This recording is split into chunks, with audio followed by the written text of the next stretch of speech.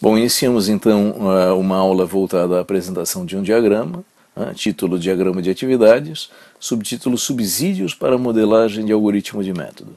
Então, o objetivo, complementar a apresentação prévia do diagrama de atividades, agora especificamente para modelar algoritmo de método. Então, lembrando, na aula 8 da nossa sequência de aulas, nós tivemos uma aula apresentando o diagrama de atividades. Então, lá, subsídios para o detalhamento de casos de uso. Então, nesta aula, mais uma aula apresentando o diagrama de atividades, um complemento para modelagem de algoritmo de método. Antes, uma observação. Eu comentei naquela primeira aula, aula 8, na primeira apresentação de diagrama de atividades, que o diagrama de atividades ele tem uma quantidade de elementos sintáticos muito grande e que eles não seriam todos apresentados naquela aula. Também, a partir dessa aula, nós não cobriremos todos os elementos sintáticos do diagrama de classes. Então, lá naquela aula, aula 8, nós apresentamos o que nós precisávamos para casos de uso. Aqui nós complementaremos apresentando o que nós precisamos para a modelagem de algoritmo de método. Então, o início dessa aula começa com alguns elementos, a apresentação de mais elementos do diagrama de atividades que nós não vimos na aula anterior. Então, diz ali o título, Nodos agrupadores na modelagem de atividades. Então nós precisamos primeiro começar com isso, depois sim nós vamos ver como modelar algoritmo de método usando o diagrama de atividades. Muito bem, então nodos agrupadores na modelagem de atividades, diz ali, a noção de agrupamento de nodos é a base para construções mais complexas no contexto da modelagem de uma atividade.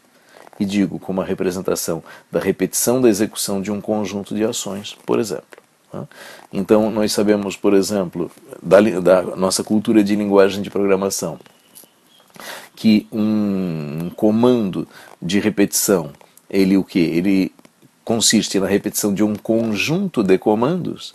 Então, nós teremos alguma coisa parecida aqui. Nós precisaremos de um elemento do diagrama que estabeleça a repetição de um conjunto de procedimentos, e procedimentos, nodos do diagrama de atividades, que nós já conhecemos, atividades e ações. Muito bem, então, esse novo conceito, nodos agrupadores, é o quê? É uma possibilidade de agrupamento dos elementos do diagrama, similar a algo que nós já vimos em outros diagramas. No diagrama de sequência, por exemplo, o fragmento combinado, ele faz o quê? Ele agrupa mensagens.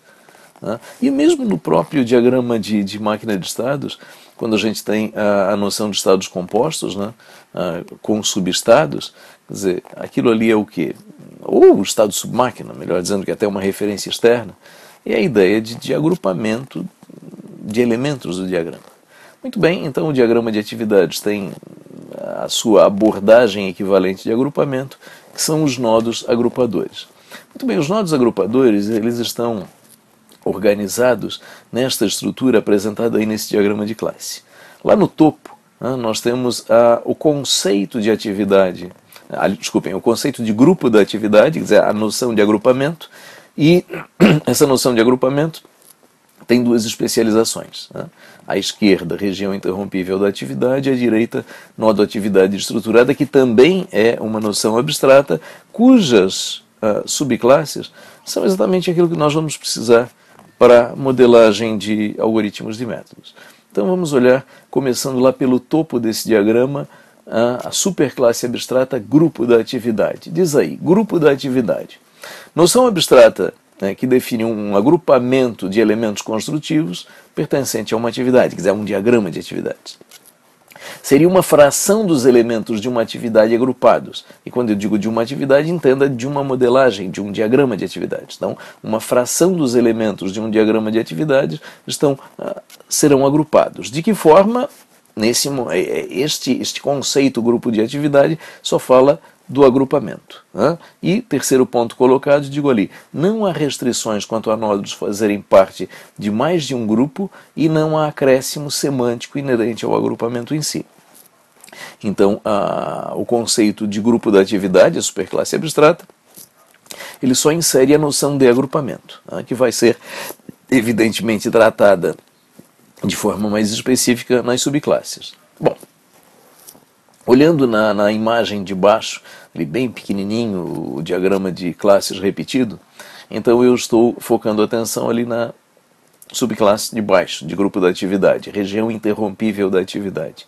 Isso aí basicamente é o tratamento de interrupção, é como modelar interrupção no diagrama de atividades. Então eu tenho ali na figura de cima, né, o fluxo normal de execução, que está ali o nodo inicial e a execução de ação 1, ação 2 e termina, e em cima aquele símbolo da interrupção, né, e ali identificado como cancelar. Então, se o evento cancelar ocorrer, o fluxo normal de baixo será interrompido para a execução da ação 3, que seria o tratamento da interrupção. Então, ok, noção de modelagem de interrupção, mas não é isso que nos interessa. Nos interessa, vejam ali no diagrama de classes, a subclasse de grupo de atividade da direita, que está destacada agora, apontada pela seta, no diagrama que aparece aí no slide.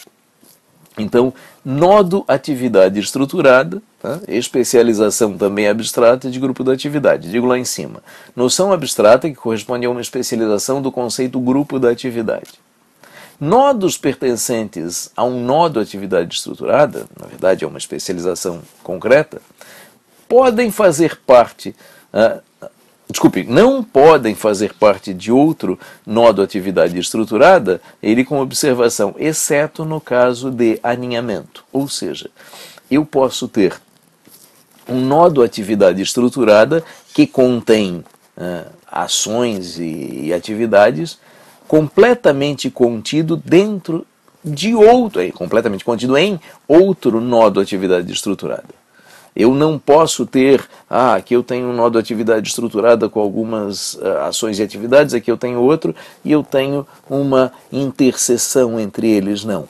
Ou está completamente contido, ou não pode. Ok? E, digo ali no último ponto, esta noção, nó de atividade estruturada, é a base para a construção de repetições e execuções condicionadas de grupos de ações ou atividades, ou seja, para modelar aqueles elementos da programação que nós já conhecemos, os comandos de repetição, os comandos de execução condicional, como o if, o if else e por aí vai. Muito bem, então vamos olhar agora aquelas classes, aquelas 4 classes lá embaixo no diagrama, que especializam o nó de atividade estruturada, que é efetivamente o que nos interessa. Muito bem. A primeira das 4, região expansão, diz ali, atividade estruturada com pelo menos uma entrada de dados. Isso aí serve para tratar fluxo de dados numa atividade estruturada, representado por ali, então os quadrinhos representando o fluxo de dados, dados entrando, dados saindo, mas isso não nos interessa, porque fluxo de dados nós continuamos não querendo tratar aqui no contexto do diagrama de atividades. Quem tiver interesse no tema, vai lá no meu livro, que lá eu trato completamente. Aqui na videoaula não. Muito bem, nodo sequência, dos 3 últimos, são os 3 últimos que nos interessam. Muito bem, nodo sequência, diz ali, materializa a noção abstrata do nodo atividade estruturada. Estabelece a execução dos seus nodos na sequência em que são modelados e não apresenta seções nem notação gráfica. Então o nodo sequência, ele basicamente é o quê? Ele é a materialização concreta da classe abstrata atividade estruturada. Ele implementa o quê? Ele implementa o agrupamento, apenas o agrupamento, e a restrição de não poder agrupar, ter interseção entre 2 agrupamentos. Ou um agrupamento está completamente contido dentro do outro, não pode. Então isso basicamente é um nó de sequência, um agrupador. Quer dizer, não apresenta semântica adicional, simplesmente diz esses elementos estão agrupados, e aqui uma curiosidade, ou talvez uma infelicidade da UML, não apresenta notação específica. O UML não me diz como representar isso. Quer dizer, deduz-se a partir do tratamento do agrupamento, que a forma de representar esse nó de sequência seria o quê? Um retângulo pontilhado, um retângulo de cantos arredondados pontilhado, que contém o conjunto de elementos. E nós trataremos exatamente desse jeito, um retângulo de cantos arredondados, tracejado, melhor dizendo, um retângulo tracejado, que simplesmente um agrupador de elementos. Nó do sequência, simplesmente um agrupador de elementos. Muito bem. Nó do laço, repetição, esse nos interessa. Então diz ali, a especialização do nó da atividade estruturada que modela uma estrutura de repetição. Muito bem, então, lá está dito, necessário explicitar se o teste ocorre antes da primeira execução. Preciso, ele contém 3 seções. Primeira seção chamada seção configuração, segunda seção corpo e terceira seção teste. Então, seção configuração, nodos executados uma única vez, no início da execução da estrutura, que inicia os objetos da estrutura. Então, a definição das variáveis que vão tratar a repetição. A variável i, que é inteira e que começa com o valor 1. Seção corpo. Seção corpo, conjunto de nodos cuja execução pode ser repetida. Então, aquele conjunto de procedimentos que pode ser repetido estão contidos na seção corpo. E, finalmente, a seção teste, terceira, conjunto de nodos que avalia se ocorrerá a repetição. Olha, então, i variando de 1 a 10, então a seção teste é onde eu vou fazer o teste. Olha, i é maior ou igual a 10, desculpem, i é maior que 10, se for, acabou a interrupção. O i ainda é menor ou igual a 10, ok, a repetição continua. Então, o teste, a condição de teste para ver se a repetição acontece ou não acontece. Uma observação. Obviamente, a seção corpo a gente sempre vai ter que ter. Agora, a gente vai ver em exemplos posteriores nessa aula que em muitas situações a gente omite uma dessas outras 2 seções, seção configuração ou seção teste. Ou junta as 2 coisas numa seção só. Ok. Abreviações que nós precisamos fazer na modelagem. Bom, qual é a notação do nó do laço? Digo ali na imagem. Nó do laço, notação convencionada. Por que notação convencionada? Porque para o nó do laço também a UML não me dá esse símbolo. Então, como eu tenho que ter 3 seções, o que eu fiz? Eu peguei o nó do sequência, então o nó do sequência é só o contorno tracejado, e disse o seguinte, olha, o nó do laço, então ele tem um contorno que é um nó do sequência, e este nó do sequência contém 3 outros nó de sequência, como aparece na imagem, cada um correspondente a uma das seções que o nó do loop precisa ter. O setup, a configuração, o segundo ali, teste, e o terceiro, o body, o corpo. Então, as 3 seções previstas no nó do loop, e aí está. Então, usaremos esta notação para o laço, o nó do loop. Muito bem, o último nodo convencional, a última subclasse da atividade estruturada. Então diz, especialização do nodo atividade estruturada que modela escolhas, similar aos comandos if, else, switch, case, das linguagens de programação. Muito bem, então também usaremos o nodo, também temos a mesma questão em relação à notação, nós não temos uma notação definida para o ML, então nós usaremos nodos sequência, basicamente o contorno, para construir o nodo condicional. Então aí está, um nodo sequência que é o contorno do nodo condicional, e lá dentro pares, teste, corpo, teste, corpo, teste. Se for verdadeiro, aquele corpo correspondente é executado, se for falso, não é executado. Então, no nodo condicional, se eu tiver apenas um par teste corpo, eu tenho equivalente ao if. Se eu tiver 2, eu tenho equivalente ao if else. Se eu tiver 3 ou mais, eu tenho o equivalente ao switch, ou case, conforme a linguagem chama. Ok, pessoal, então basicamente é isso. Então a UML, ela me dá no diagrama de atividades esses nodos, essa noção de agrupamento de nodos, uma noção para construções mais complexas que envolvem um agrupamento de atividades e ações. Muito bem, então vamos agora para o foco real dessa aula, que é o quê? Como modelar algoritmo de método com diagrama de atividades. Né? Então, diagrama de atividades para modelagem de algoritmo de método de classe. E ali eu estou colocando um problema. Né? Digo ali, elementos sintáticos do diagrama vão ser usados para modelar os comandos. Né? Isso é modelagem dinâmica de classe. Aliás, seguindo a nossa sequência de aulas, a sequência numérica de aulas, finalmente nós cobrimos os 4 pontos de vista fundamentais. Nós já tínhamos coberto toda a parte de modelagem estrutural do sistema classe, a modelagem dinâmica de sistema, funcionalidades, objetos interagindo, então lá tratando a etapa 3, isso já foi completamente coberto. E modelagem dinâmica de classe tem 2 requisitos, quais são? A modelagem de estados e modelagem de algoritmos. Então, modelagem de estados já foi objeto de aula anterior, modelagem de algoritmos, tratado então aqui, cobrimos com isso os 4 pontos de vista fundamentais. Muito bem, mas nós temos um problema, como está destacado ali no meio. Um problema. Qual é o problema? Necessidade de representar diversos tipos de comando com um repertório limitado de elementos sintáticos do diagrama de atividades. Por quê? Basicamente, o elemento executável do diagrama de atividades é a atividade e a ação. A atividade é um procedimento de vários passos, a ação é um procedimento de um passo só.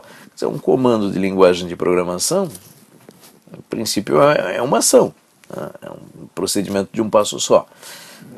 Mas nós temos vários comandos, e aí como é que a gente usa o mesmo elemento sintático ação para representar, por exemplo, o envio de mensagem, uma atribuição, um retorno? Precisamos diferenciá-los.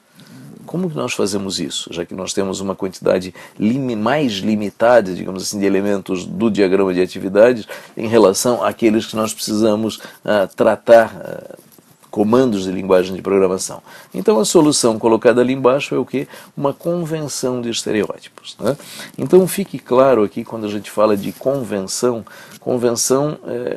é diferente de conceito. Conceito define algo, é aquilo, ponto. Convenção não é absoluta, Convenção é alguma coisa combinada num contexto. Então, no contexto de uma empresa, no contexto de um grupo de alunos, no contexto de um setor de desenvolvimento dentro de uma empresa, então um grupo de pessoas combina uma forma de fazer a coisa.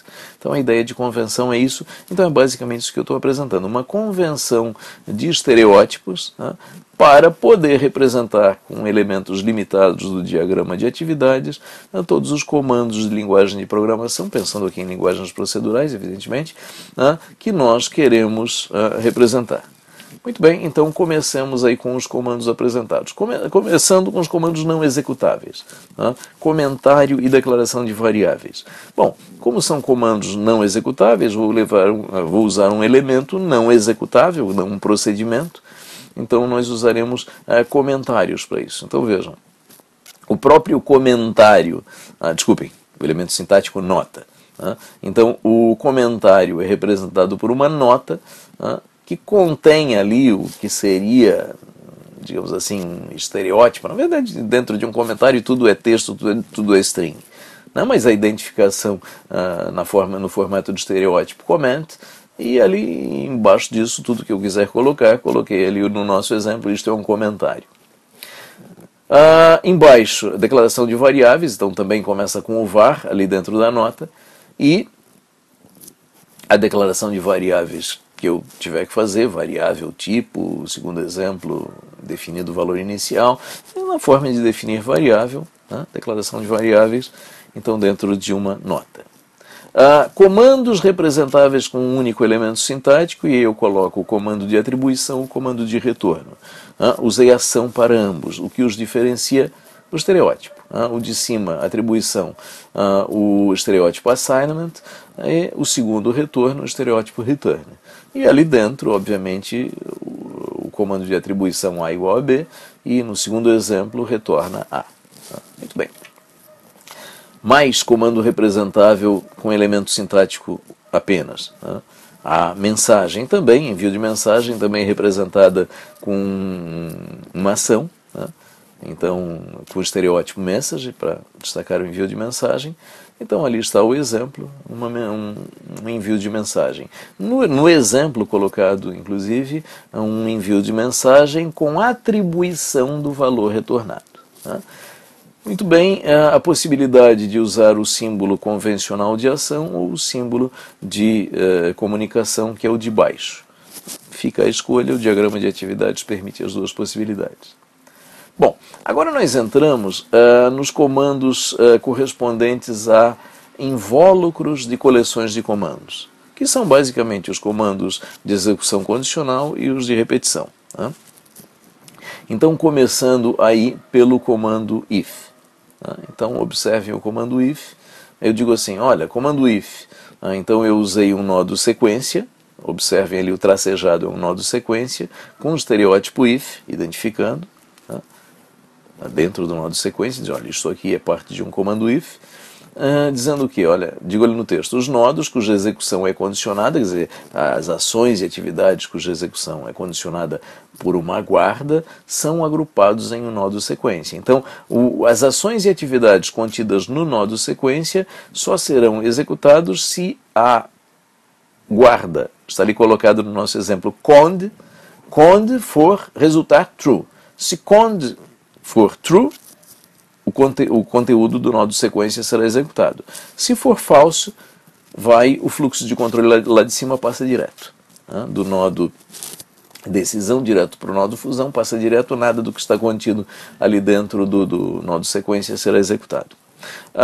Observem que eu não usei aqui o nó do condicional, que eu acabei de apresentar. Por quê?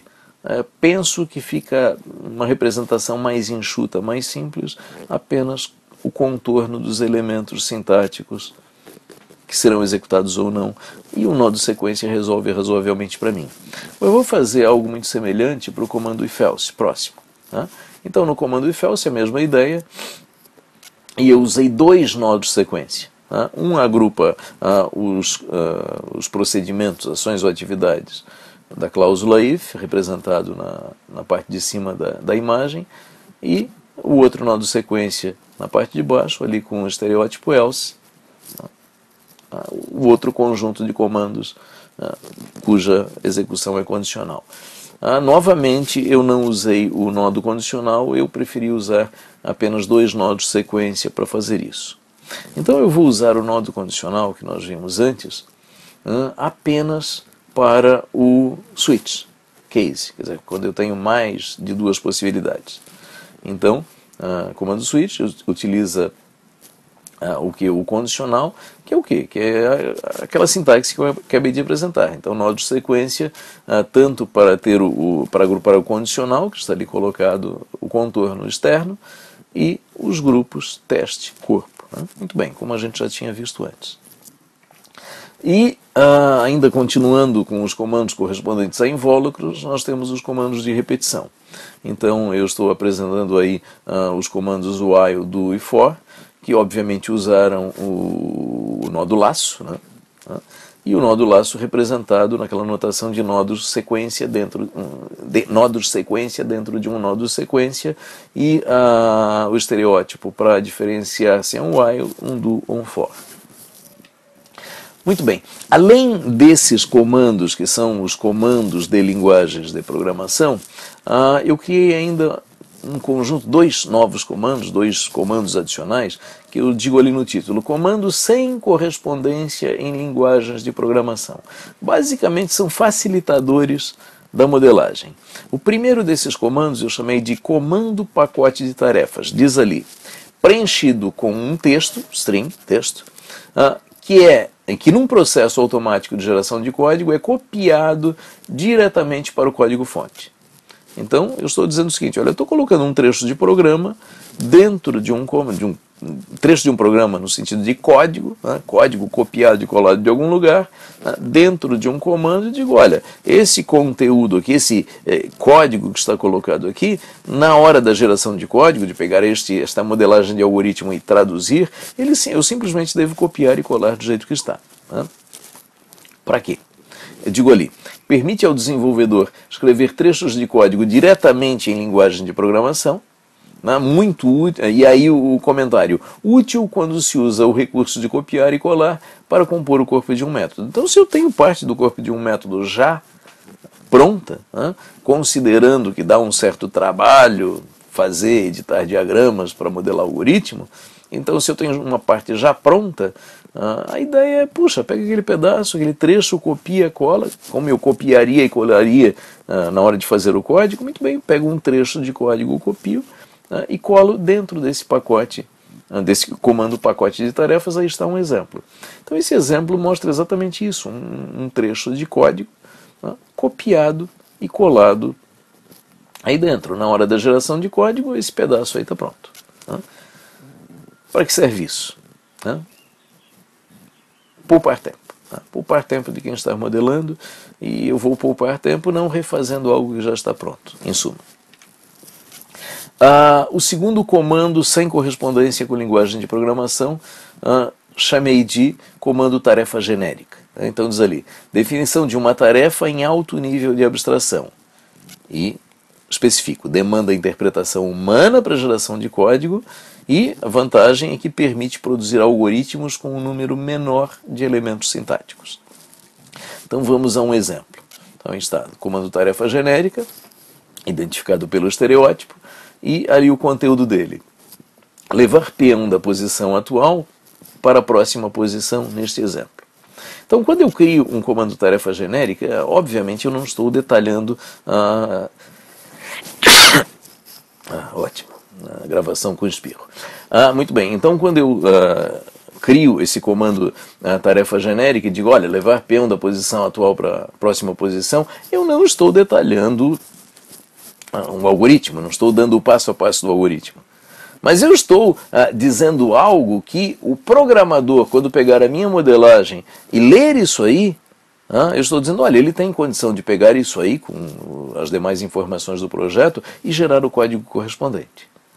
Então eu estou criando uma descrição, obviamente, que não se presta à geração automática de código, que não se presta à verificação automática de consistência, mas é algo que um programador tem condição de pegar este nodo aí e gerar o código correspondente dele. Novamente, qual é a vantagem? Abreviar a especificação, menos trabalho para modelar um algoritmo de método. Apenas isso, poupar esforço.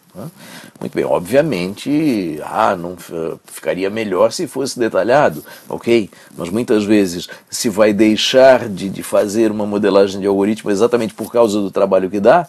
Então, olha, estamos dando uma alternativa, reduzir o esforço ao invés de não fazer. Melhor ter assim do que não ter nada. Muito bem, vamos a exemplos, um conjunto de exemplos. Um primeiro exemplo, prejudicado, para ver isso aí, o detalhe na tela, dependendo do tamanho da tela, você não vai conseguir ver o que está escrito, então use uma tela grande.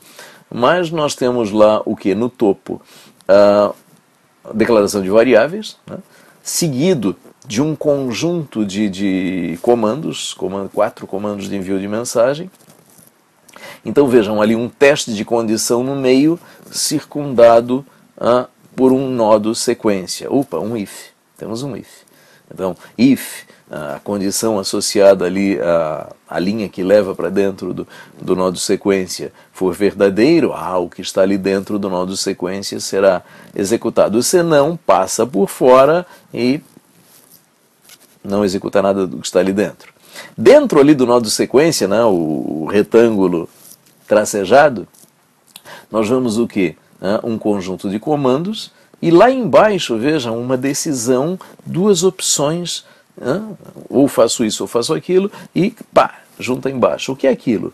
Aquilo é um if else. Agora observem que nesse if else aí de baixo, nesse if else que está contido dentro do if, pela notação que eu coloquei antes, eu deveria circundar aqueles nodos ali, ações, que compõem o if e o else, eu deveria circundar os dois com o quê? Com um nodo sequência, um tracejado. Mas, novamente, eu estou muito preocupado com o trabalho que a gente tem, com o esforço que a gente gasta para desenhar diagrama. Então eu convencionei o seguinte, olha, circundar um elemento só não precisa. Eu vou circundar só se eu tiver mais de 2 ou mais comandos. Então vejam sempre com a preocupação de reduzir o esforço de produzir a modelagem. Isso é crítico, isso é crítico. Se eu não me preocupar com a redução do esforço de modelagem, eu posso inviabilizar a própria prática de modelagem. Muito bem, então aí está o exemplo 1, método, que eu não vou entrar no detalhe do algoritmo desse método, mas nós vemos aí os comandos que vimos antes, inclusive com alguma abreviação, não usar lá no if-else de baixo o contorno do sequence. Muito bem, este é o exemplo 1. Olha agora o exemplo 2. O exemplo 2, eu digo lá, é o mesmo algoritmo do exemplo 1. É o mesmo algoritmo do exemplo 1, só que tomando atalhos. Então o que eu fiz? Eu não declarei variáveis. Então eu digo, olha, o programador, na hora que tentar traduzir esse negócio, ele vai ver que ele vai ter que declarar variável, ele vai conseguir ver isso, senão o troço não vai. Comecei com apenas uma mensagem.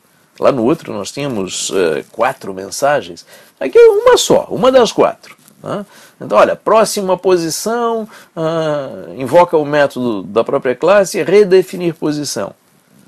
Puxa, mas e aí? Ali tem uma nota colocada.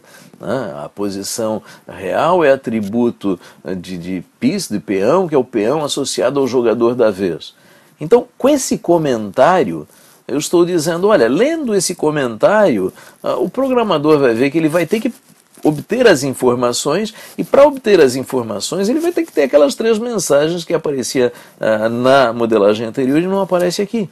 Então ele vai, a partir do que está colocado aqui, o programador tem condição de verificar que isso aqui vai ter que ser complementado com declaração de variáveis, com outras mensagens que estão faltando. E aí tem aquele if, que aparece também na modelagem anterior. Quando eu entro no if, a primeira coisa que eu faço é o quê? Vejam, eu tenho uma generic task. Levar o peão da posição atual para a próxima. Então, isso vai resultar, na hora que o programador for traduzir isso, naquelas mensagens que estavam antes. Olha, tira da posição em que está, bota na próxima posição, e por aí vai. Então, eu estou dizendo, olha, estou tomando atalhos e estou dizendo que tem informação aí suficiente para o programador deduzir o que fazer. Aí lá no final tem lá aquele if-else igual ao outro, fechou. Fechou. Então notem no destaque ali em azul o atalho da generic task. Mas não foi a única abreviação deste diagrama, como eu acabei de falar, o uso da generic task. Muito bem, então é isso. Vejam, qual é a modelagem de melhor qualidade? Essa ou a anterior? É óbvio que é a anterior. É óbvio que a anterior é uma modelagem mais completa, tem todas as informações. Mas qual é o problema? A anterior dá mais trabalho, demanda mais esforço. Essa demanda menos esforço. Então, às vezes numa situação real, eu penso assim, puxa, dá muito trabalho fazer modelagem de algoritmos, não vou fazer. Então eu estou propondo aqui uma alternativa. Olha, faça com menos trabalho, faça abreviada. Então este exemplo que está aí apresentado, ele tem qualidade inferior por causa da quantidade de informações contida que o anterior? Sim, mas é melhor do que não ter modelagem nenhuma. Então, equilibremos essa escolha. Muito bem, mais exemplos agora só para ilustrar. Então vejam aqui um exemplo onde nós temos if-else, um if-else com comandos contidos na cláusula if, na cláusula else, comandos de mensagens em todos, alguns com atribuição de retorno, outros sem atribuição de retorno. Aqui um outro exemplo onde nós temos um for contido em outro for. Basicamente é o que? Eu estou varrendo linhas e colunas dentro desse for. Então observem que eu tenho os corpos, mas eu não tenho o... Aliás, eu nem tenho o contorno dos corpos, eu tenho o contorno do for, que é um nó do sequência. Vamos olhar o de fora. Então eu tenho um contorno do for, que é um nó do sequência. Logo abaixo eu tenho ali uma seção identificada como setup, que na verdade é o setup e o teste juntos. Porque num for eu tanto defino que a variável é linha e que ela vai de 1 a 9... isso não é jogo da velha, isso não é jogo da velha, esse outro... Isso é de 1 a 8. Isso é um outro tabuleiro, isso é um tabuleiro 8x8. Muito bem, então, na verdade isso é o reverse, é um exemplo de implementação do jogo reverse. Muito bem, então eu vou varrer um tabuleiro 8x8, então o for de fora diz, olha, vou de 1 até, linha de 1 até menor que 9, quer dizer, de 1 a 8, então ali tem tanto a declaração da variável de controle, linha, o critério de incremento, incrementar 1, 2, 3, 4, 5, 6, e até o teste, né? Olha, é menor que 9, então eu não preciso ter o campo setup mais o campo teste para implementar um for separado, criei apenas o setup e fechou isso. Bom, e o corpo? E o corpo está embaixo. O corpo está embaixo. O que é o corpo? Na verdade, o corpo é o segundo for que está contido dentro do primeiro, que também tem apenas uma seção setup dentro dele, e abaixo, aquele comando de mensagem lá dentro do for, é o que? É o corpo. Mas, novamente, é um comando só, não vou precisar contornar. E o for dentro do for, pô, ele já tem um contorno, não vou botar um segundo contorno só para dizer que é o corpo. Então, abreviando, economizando o esforço de modelagem. Aí ali outros comandos, né? Então, saindo do for, nós temos um comando de atribuição assignment, um segundo, aliás, 3 comandos de atribuição assignment em sequência, uma mensagem, fecha o método. Outro exemplo, esse exemplo, nós temos um while. Então, nós temos um while, é isso? Acho que é. Muito bem, então nós temos, então vejam a estrutura de repetição, lá em cima nós só temos o teste, a condição de continuar executando ou não, o corpo, sim, o corpo está um conjunto de comandos, lá dentro desse conjunto de comandos, observem que nós temos um conjunto de felses, e eu acabei abreviando o nó do sequência, o contorno tracejado em todos eles, em alguns casos até, puxa, eu deveria ter posto, porque tem 2 comandos, ou tem mais de um, mas mesmo assim, diz, olha, eu consigo deixar suficientemente claro economizando esses elementos sintáticos, economizando esse esforço de modelagem. Notem que eu estou muito preocupado em economizar esforço de modelagem. Aqui um outro exemplo, um exemplo de um switch. Então, vários conjuntos teste-corpo. Então, observem que os corpos só são contornados quando tem mais de um comando. E é isso. Então, encerramos aqui a apresentação do diagrama de atividades que será usado para modelagem de algoritmo de método. E apresentamos basicamente o quê? Além de elementos adicionais, a convenção de estereótipos que nós adotamos para modelagem de algoritmos. Muito bem, a atividade complementar dessa aula, aliás, essa aula ainda vai ser complementada pela aula da metodologia de como modelar algoritmos, né? Mas isso é outra história. Então, aqui apenas a apresentação do diagrama de atividades, na verdade, de como usá-lo para modelar algoritmo de método, e como atividade complementar, recomendo que a leitura do capítulo 9, da seção que trata isso, seção 9.9, que trata a modelagem de algoritmos, mas também de sessões anteriores, onde eu apresento aquela noção de agrupamento. O capítulo 9 inteiro, ele apresenta o diagrama de atividades, quer dizer, a parte que nós vimos lá na aula 8, a parte que nós estamos vendo agora aqui na aula 20, aqui na aula 20, e a partes, mais informações do diagrama de atividades que eu não trato em nenhuma das videoaulas, mas que lá no livro eu trato completamente. E, obviamente, também como atividade complementar, exercitar a edição de diagrama. Então é isso. Com isso nós fechamos a apresentação do diagrama, então, de atividades, especificamente subsídios para modelagem de algoritmo de métodos, e ok, com isso nós encerramos.